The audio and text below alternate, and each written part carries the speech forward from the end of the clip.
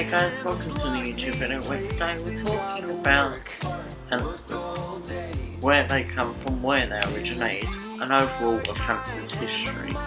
So without further ado, let's begin at the very beginning of hamsters. Right, so let's start at the very beginning of all the types of hamsters.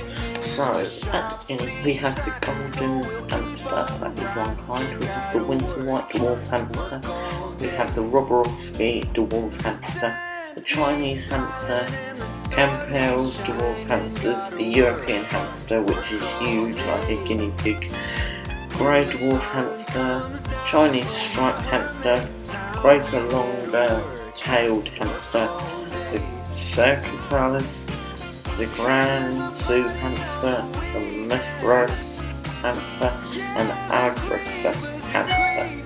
A few of them are quite tricky to spell, but they're all hamsters.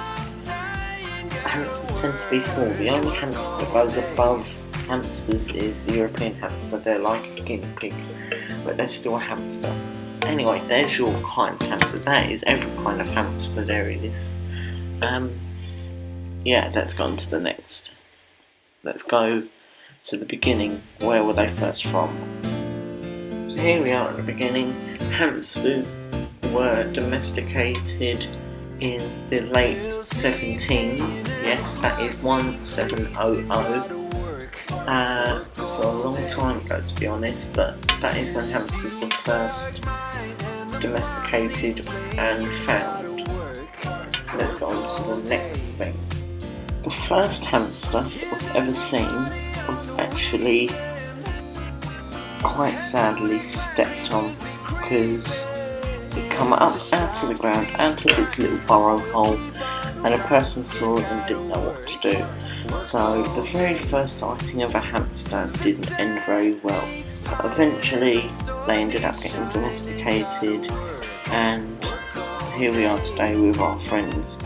But it didn't go too well for the first hamster in the world. That was the first time.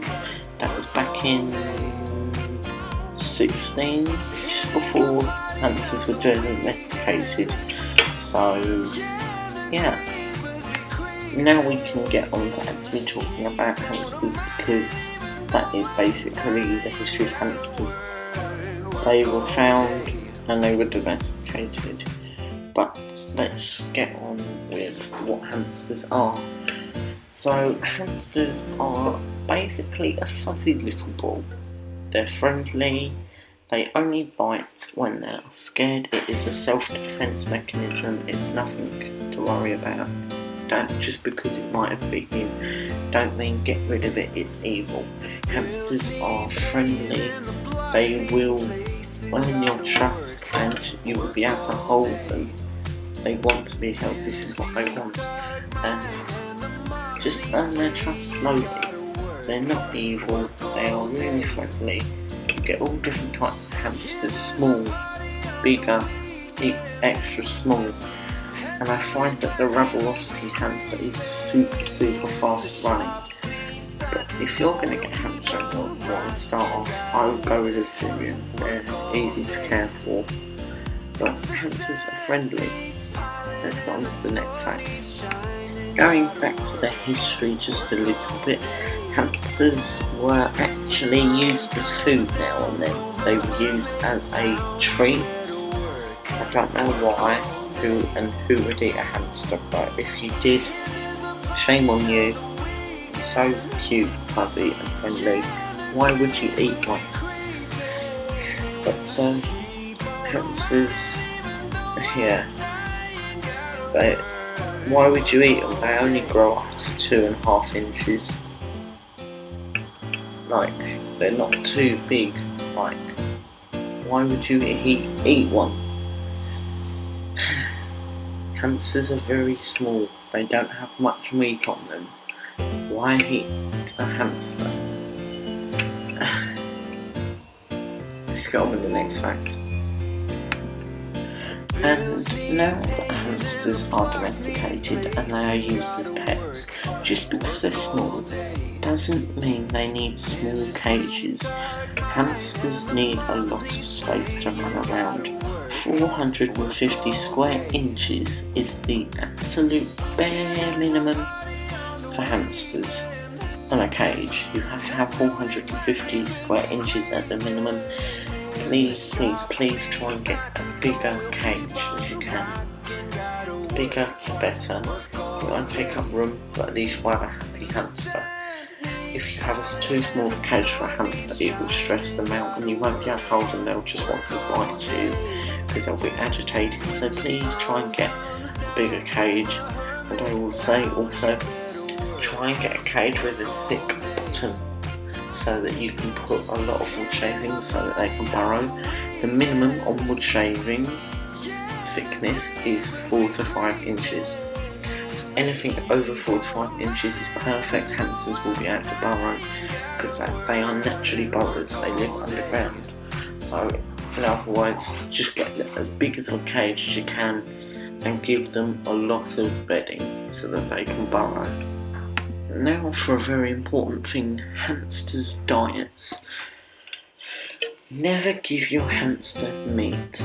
They are omnivores, not herbivores. They don't eat meat. It will make them very poorly and you may even lose your hamster if you give them meat. Never give them too much sugar. You can give them a little chocolate treat, but special hamster chocolate, which I have. You can get it in Pets at Home.